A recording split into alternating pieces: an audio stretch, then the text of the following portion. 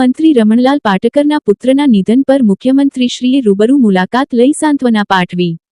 નમસ્કાર, voice of Mahisagar news channel પર આપ સૌ દર્શકોનું સ્વાગત છે। વલસાડ જિલ્લાના ઉમરગામના ધારાસભ્ય અને પૂર્વ વન પર્યાવરણ મંત્રી શ્રી રમણલાલ પાટકરના સુપુત્ર સ્વર્ગસ્થ વિલાસભાઈ રમણલાલ પાટકર તારીખ 21 માર્ચ 2026ના રોજ દેવલોક પામ્યા હતા। આ દુઃખદ અવસરે રાજ્યના રાજકીય નેતાઓ અને ઉદ્યોગ જગતના અગ્રણીઓએ મોટી સંખ્યામાં હાજર રહી શોકાંજલિ અર્પી હતી। મુખ્યમંત્રીશ્રીની મુલાકાત।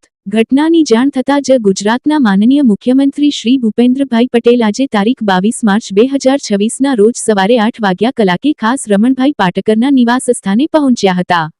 તેમણે શોકગ્રસ્ત પરિવાર સાથે મુલાકાત કરી સાંત્વના પાઠવી હતી। આ પ્રસંગે રમણભાઈ પાટકરે ભાવુક થઈ મુખ્યમંત્રીશ્રીનો આભાર વ્યક્ત કરતા જણાવ્યું હતું કે એક આદિવાસી ધારાસભ્યના દુઃખમાં સહભાગી થવા સ્વયં મુખ્યમંત્રીશ્રી આવ્યા તે બદલ તેઓ સરકારના ઋણી છે।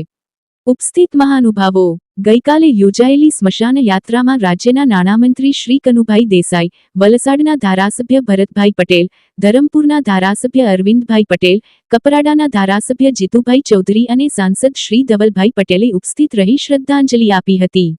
આ ઉપરાંત ઉમરગામ JIDCના નોટિફાઈડ ચેરમેન જિજ્ઞેશભાઈ બારી, ઉદ્યોગપતિ સંતોષભાઈ, ડોમ્સ ઈશ્વરભાઈ બારી, યુઆઈએ અને વાયાના હોદ્દેદારો, જિલ્લા પંચાયતના સભ્યો, ભાજપના પદાધિકારીઓ, વિવિધ ગામના સરપંચો અને મોટી સંખ્યામાં કાર્યકર્તાઓ પાટકર પરિવારના આ દુઃખમાં સહભાગી થયા હતા। રિપોર્ટર રાજેશ કેની, Umargam, Maroli, voice of Mahisagar news.